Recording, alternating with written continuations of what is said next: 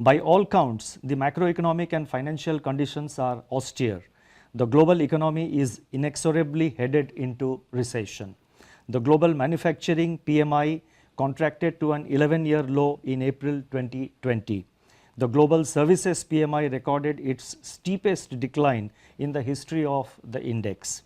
Among advanced economies that have released GDP readings for Q1 of 2020, contractions were in the range of 3.4% to 14.2%. For emerging market economies, the growth rate ranged between 2.9% and minus 6.8%. EMEs face additional pressures in the form of capital outflows and asset price volatility from the bouts of turbulence afflicting financial markets.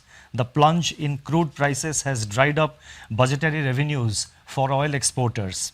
On the other hand, oil importers have been denied terms of trade gains by the crushing blow to demand delivered by the pandemic. According to the UNCTAD, the value of global trade contracted by 3% in Q1. The volume of world trade can shrink by 13 to 32% in the current year as projected by the WTO. Global financial markets have calmed after a turbulent period in March and volatility has ebbed, but markets have generally been disconnected from the developments in the real economy. Relatively unsung, global policy response by central banks and governments has been unprecedented. Let me now turn to the domestic developments. Domestic economic activity has been impacted severely by the 2 months lockdown.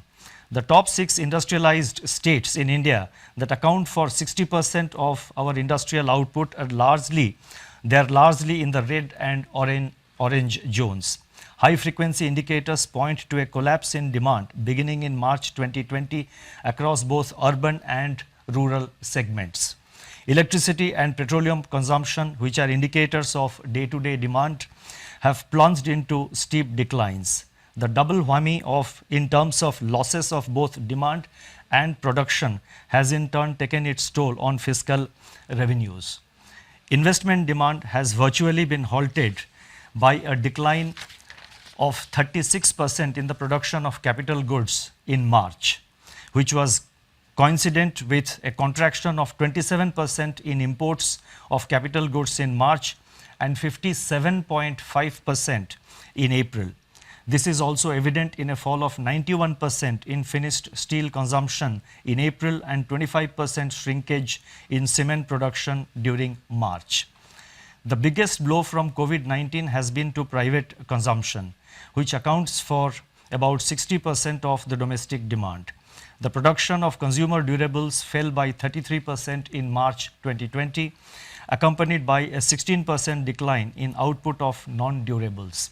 Similar indications are reflected in surveys of the fast-moving consumer space also.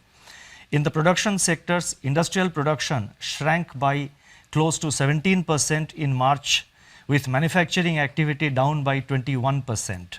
The output of core industries, which constitutes about 40% of overall industrial production, contracted by 6.5%. In conformity, the manufacturing PMI for April recorded its sharpest deterioration to 27.4, spread across all sectors. The services PMI plunged to an all-time low of 5.4% in April 2020. Amidst this encircling gloom, agriculture and allied activities have, however, provided a beacon of hope on the back of an increase of 3.7% in food grain production to a new record. A ray of hope also comes from the forecast of normal southwest monsoon by the India Meteorological Department. By 10th May 2020, up to which the latest information is available, Kharif sowing was higher by 44% compared to the last year's acreage. Rabi procurement is in full flow in respect of oilseeds, pulses, wheat, benefiting the bumper harvest. These developments will support farm incomes, improve the terms of trade facing the farm sector, and strengthen food security for the country. Going forward, these would also have a salutary effect on food price pressures.